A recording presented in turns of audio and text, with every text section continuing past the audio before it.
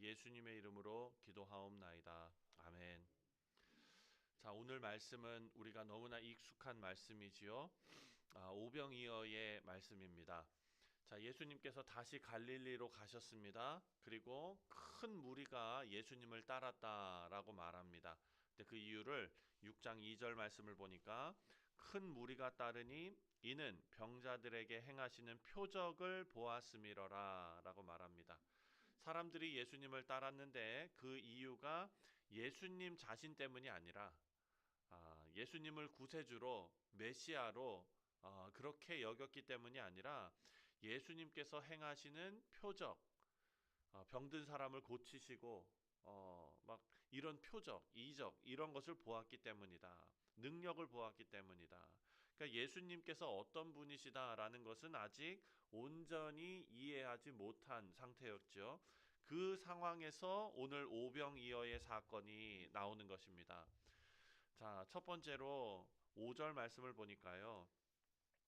예수께서 눈을 들어 큰 무리가 자기에게로 오는 것을 보시고, 자, 여기서 중요한 것은 제자들이 먼저 큰 무리가 오는 것을 본 것이 아니고 예수님께서 먼저 보셨다라는 것이죠.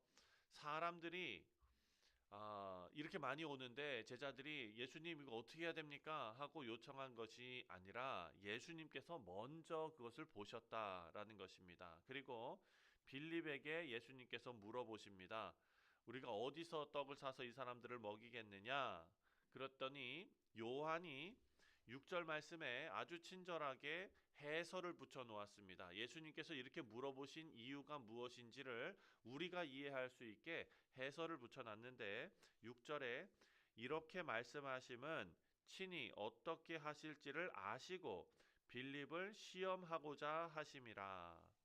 예수님께서 빌립을 시험하고자 하셨다. 예수님께서 몰라서 물어본 것이 아니다.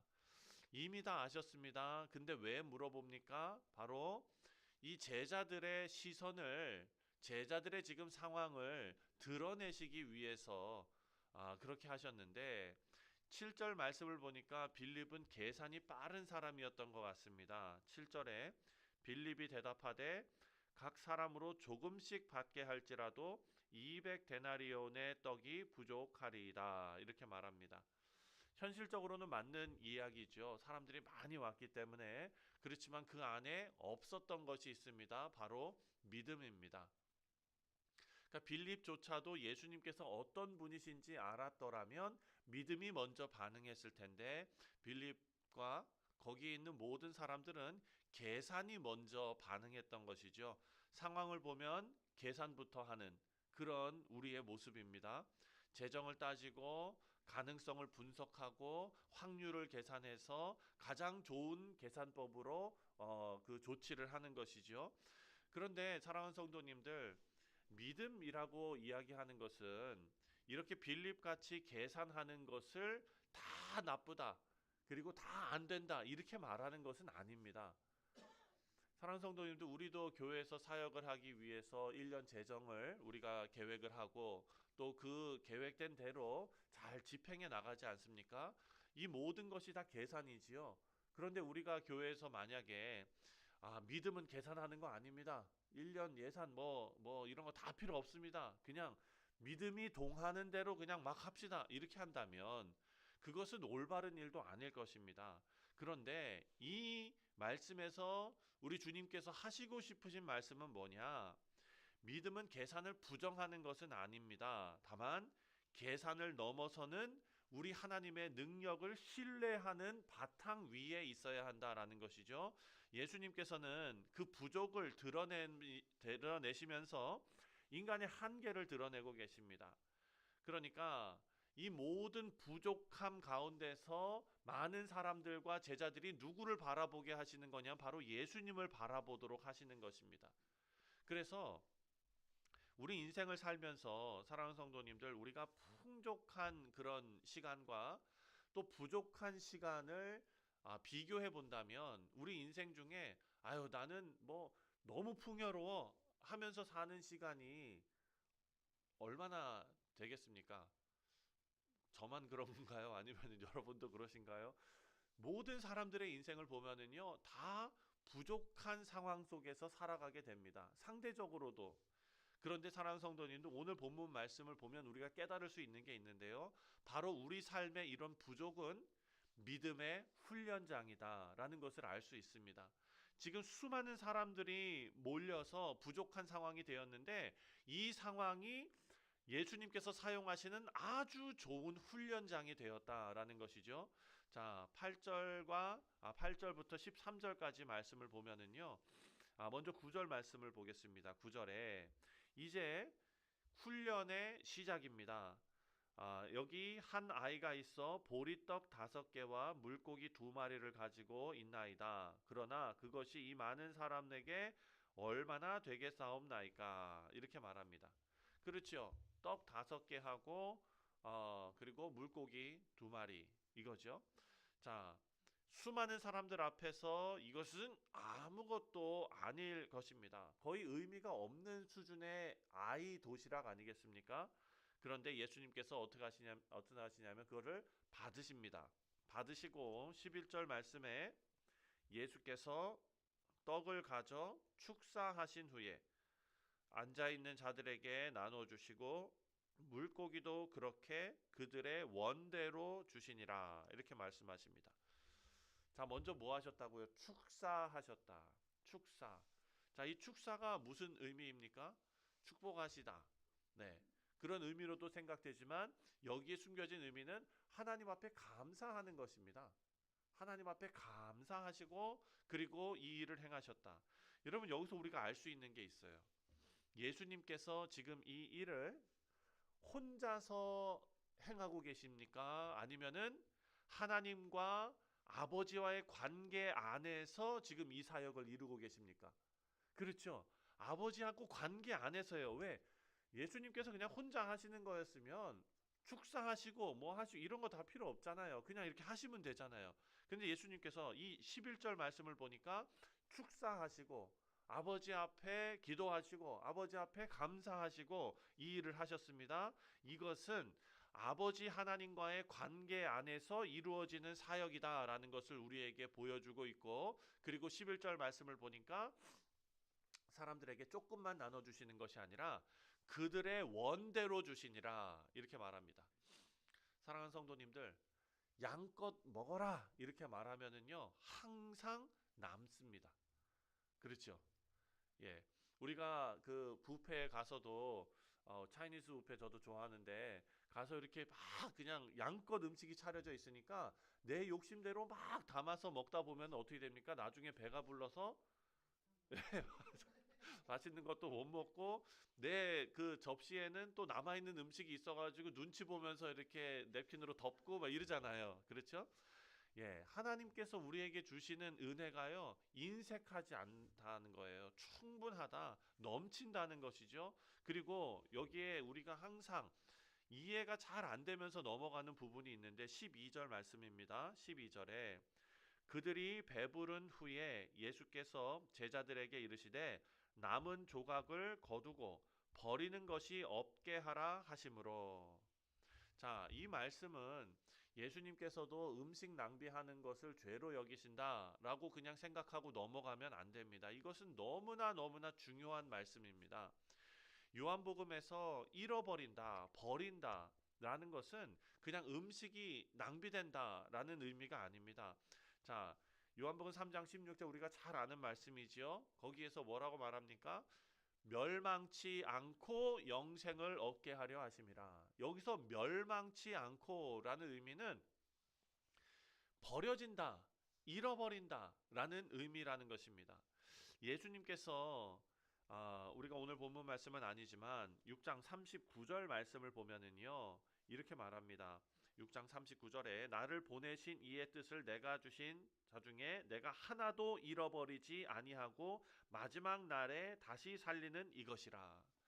자, 하나님께서 구원하시는 귀한 하나님의 백성들을 하나도 잃어버리지 않고 하나님께서 구원하신다라는 말씀이에요.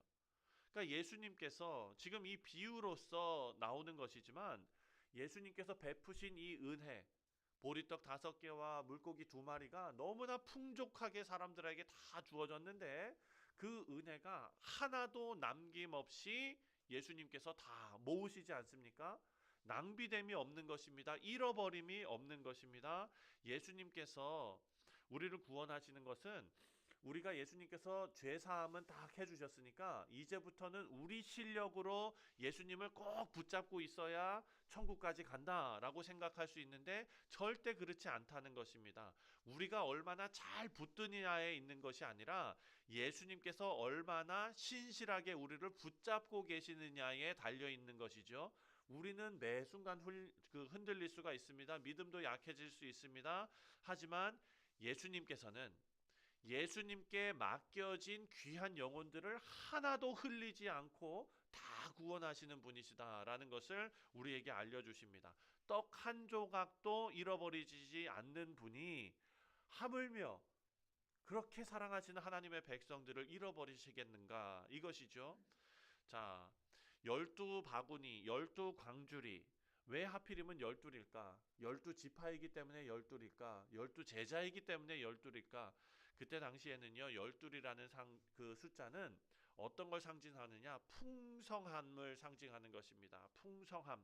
그리고 보존하다. 하나님의 은혜는 부족하지도 않고 흘러 넘치고, 그리고 하나님께서 강권적으로 보존하신다, 붙드신다. 우리 사랑하는 성도님들, 오늘 꼭 기억하시기 바랍니다. 내 힘으로 버티는 신앙생활이 아닙니다. 주님 손에 붙들린 신앙생활입니다. 자, 14절 말씀을 보니까 사람들이 이제 고백합니다. 어떻게 고백하느냐? 14절에 그 사람들이 예수께서 행하신 이 표적을 보고 말하되 이는 참으로 세상에 오실 그 선지자라 하더라. 아멘.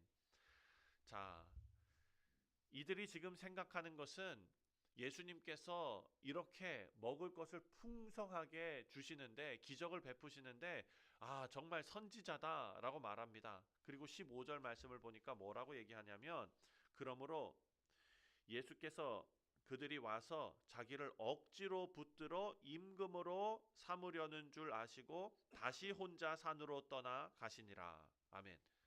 자, 예수님께서 이 사람들의 속마음을 다 꿰뚫어 보신 것입니다. 이 사람들은 지금 어떻게 하려고 했다고요? 억지로 예수님을 임금 삼으려고 했다고요.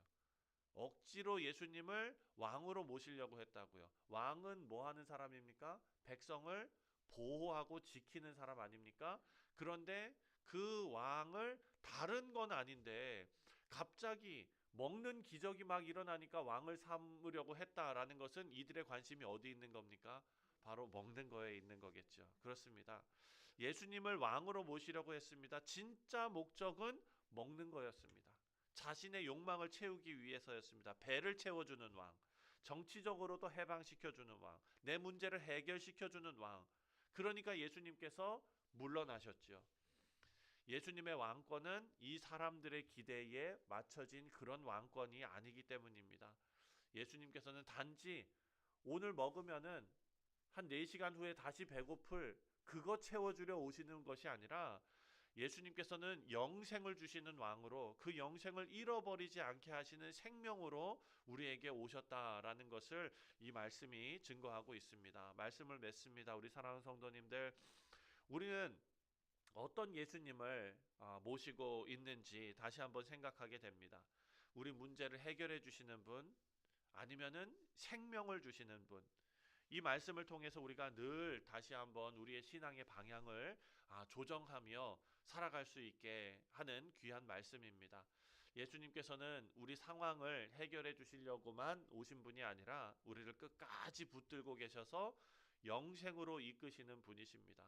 그래서 오늘 말씀을 맺으면서 우리는 주님을 붙드는 자이기 전에 주님께 붙들린 자라는 것을 꼭 기억하시고, 오늘 하루도 이 확신 안에서 승리하시는 우리 모두 되시기를 주님의 이름으로 축원드립니다. 기도하겠습니다.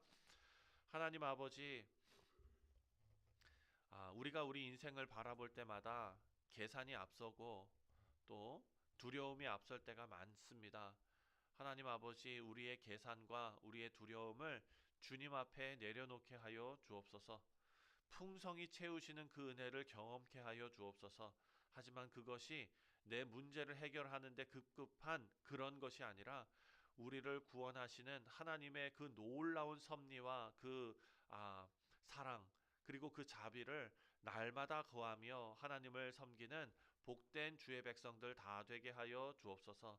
특별히 오늘 우리 사랑하는 자녀들이 또 귀한 친교를 하기 위하여 스키 트립을 떠납니다. 하나님 아버지 안전하게 지켜주시고 그곳에서 정말 서로들 너무나 기쁜 믿음의 교제가 있게 하여 주옵소서. 감사드리오며 예수님의 이름으로 기도하옵나이다. 아멘. 하늘에 계신